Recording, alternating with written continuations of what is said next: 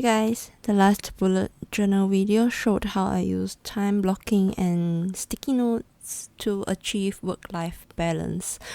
That worked well for a few months, and then I transitioned to another phase of my life, and that structure no longer worked.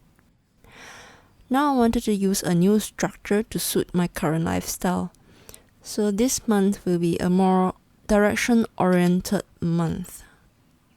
This month's theme will be on Expressive Art Therapy. I have been reading this book called Expressive Therapy's Continuum, in short ETC, a framework for using art in therapy by Lisa D. Hinz. The information that I'll be talking about are mainly from this book. Art therapy is different from talk therapy in the relationship between the client and the therapist. In talk therapy, the relationship between the client and the therapist is two-way. But in art therapy, a triangle relationship between the client, the therapist, and the art appears. The therapist is involved in aiding the client in materials and method selection, guiding the client in the art-making process, and guiding the client in the analysis of both the art and the process. It is important to note that therapists do not and should not be interpreting the art. Another thing is, after every art-making session, it is important to have a discussion with the therapist about the art making to have a closure before the session ends. This is because the art therapist may have a different expectation of what is exactly going on, and this may lead to a not so correct direction of the therapy session. For example, the art therapist may expect paper tearing to be very calming and soothing, but the client may be stressed out by the entire process. Maybe the instruction wasn't clear enough. Maybe the client is afraid of tearing the wrong piece of paper. Okay, coming back to the aiding in materials and method selection. In this book, it says that in ETC, the skill of selecting materials and methods is more important than knowing the description of individual techniques of the art-making process. And why is that so? Because ETC is a continuum, as its name suggested, Expressive Therapy Continuum. And each specific materials and method have different advantages in each level of the continuum. In this info chart by Liu Spring, there are 4 levels in the continuum. The bottom 3 levels have 2 components, each which are bipolar and have curvilinear relationship with one another. What this means is that when the involvement of the left component increase, the involvement of the right component will also increase, but only until an optimum level. And then, when the involvement of the left component exceeds this optimal value, the right component involvement decreases. The right component has the same effect on the left component. So for example, like when you are overly emotional, you start to fail to perceive the different perspective of the situation and you became very focused on your own perspective. The left column are components that use the left hemisphere of the brain, whereas the right column are components that use the right hemisphere of the brain. The top level is creative component and can occur on its own or can exist in all the levels below. The creative component represents the integration of functioning, which I think what the book means is it refers to the integration of all the components below. So following bottom up, we have kinesthetic and sensory, which are developed during pre-verbal stage. Next, we have perceptual and affective, which are developed when you are a child. Lastly, we have the cognitive and symbolic component, which are developed last. In ETC, we talk about two functions, the emergent function, which means the process where a higher level ETC is evoked. For example, when you're focusing on the sensory component in clay making, the affective component is evoked. You may feel something emotionally when you are touching the clay. The second function that we talk about in ETC is the healing function. Healing function is the activity that is therapeutic about each component. The reason why kinesthetic and sensory components are at the bottom level of ETC is because they are the simplest information processing components among the 4 levels. Because these 2 components involve physical manipulation of materials to bring up internal thoughts, and no verbal expression is required. Kinesthetic component is a left brain function, and it is about body movement, action, and rhythm. Examples include pounding and rolling clay, splashing paint, tearing paper, and carving wood. Anything that requires a body movement in a rhythmic motion. So these activities heal by increasing or decreasing our arousal and tension of energy. So when you use force to push a clay, you are increasing the tension of energy.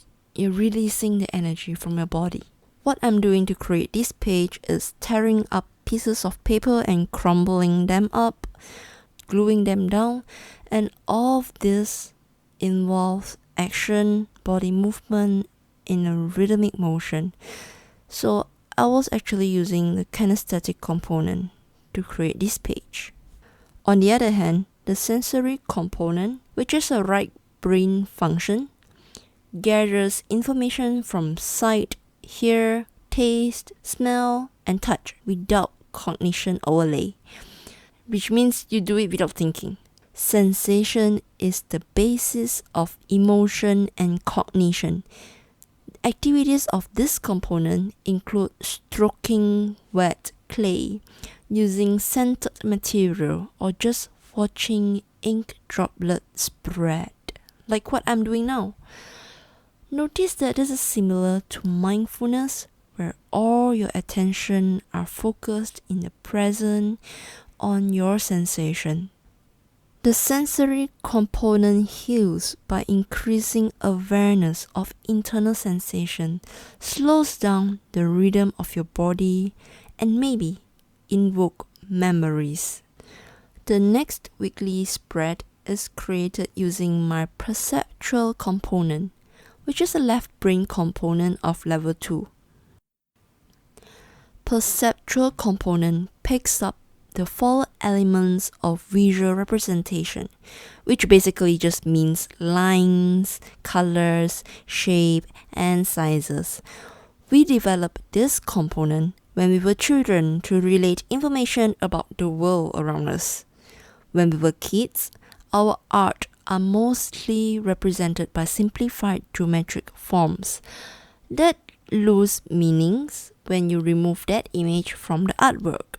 For example, when you are a kid, you may have drawn a triangle to represent the nose of human.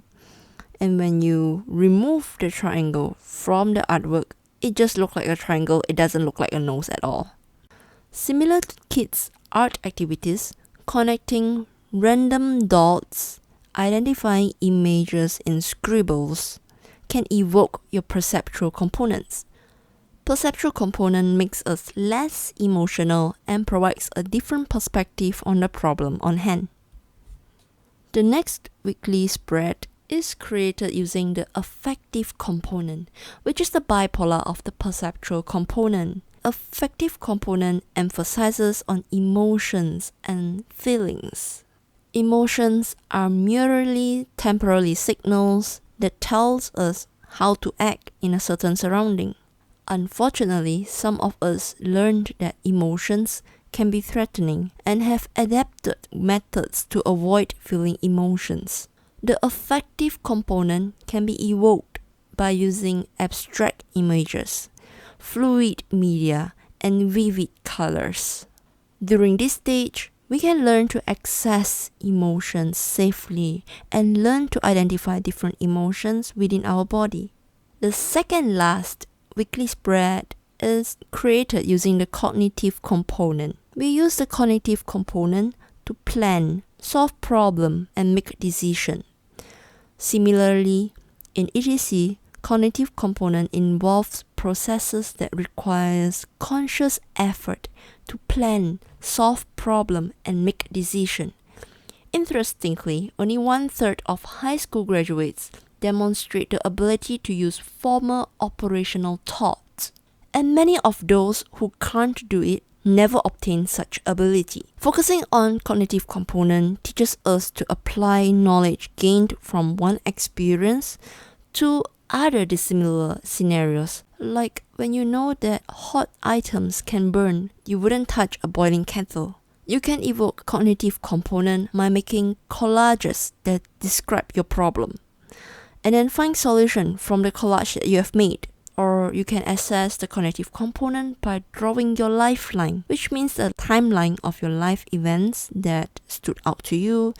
Maybe it's positive or it's negative event. Or you can evoke the cognitive component by simply following instructions in art making. Direct drawing may be less suitable in some situations because you want to increase the reflective distance with your artwork. Reflective distance is a time span between an impulse and your reaction to it. Like when you thought of an annoying person, you feel like scrambling your paper up or scribble all over the place. But creating a collage gives you some time to think about your action, and you are less likely to destroy your artwork. The cognitive component is suitable for helping people with learning disabilities, reframing core beliefs, and simply guiding someone to solve a problem. The last weekly spread is created using my symbolic component. Symbolic component uses symbols to express ourselves. Symbols have meaning of multiple layers. There is at least an overt content and a hidden content. This component heals by giving the ability to realize what universal symbols mean to you personally, and this can either go to the regressive or the progressive direction. Regressive symbols help with working through problems from the past, whereas progressive symbols help with revealing future goals and personal growth. It doesn't always have to be about personal symbols. The therapy session can also discuss about universal symbols, such as mythology and religious symbolism, to create a reflective distance. There are many types of media that can be used for this component. Some examples include self-symbol in clay and mask making about the positive and negative side of yourself. At the end of the day, the choice of focus, media, and activity depends on your personal goal. The usage is so diverse that the symbolic component itself can be a topic on its own. That's all for this month's bullet journal. I hope you have enjoyed this video and have learned something about expressive art therapy with me. That's all for today. Bye!